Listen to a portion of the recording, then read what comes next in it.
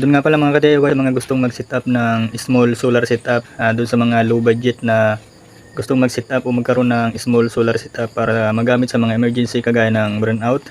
Ang small solar setup, ang solar setup mga ka-DIY ay napakahalaga sa ating bahay dahil hindi natin malalaman o hindi natin maiiwasan na magkaroon ng brownout, kaya napakahalaga ng solar setup sa ating mga tahanan. At doon sa mga naghahanap ng budget meal o pang small solar setup na solar charge controller mga ka-DIY o SCC, kagaya nitong SCC na ginagamit ko na PWN solar charge controller, sa mga naghahanap ng ganito mga ka-DIY, dun sa mga nagbabalak mag-setup ng small solar setup, ito magagamit nyo na ito dun sa mga gusto mag-start pa lang sa small solar setup. Napakagandang gamitin ito mga ka-DIY dahil ito ay mura lang, kayang-kaya ng budget.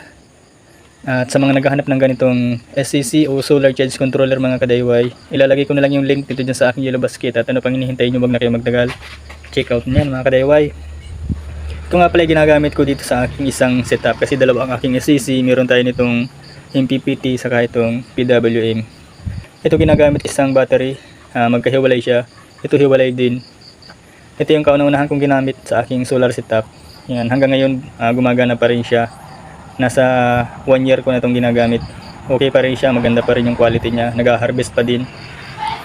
At sa mga naghahanap dyan mga ka-DIY, ulitin ko, sa naghahanap ng pang small solar setup na SCC o PWM solar charge controller, napakaganda gamitin ito mga ka-DIY, itong PWM.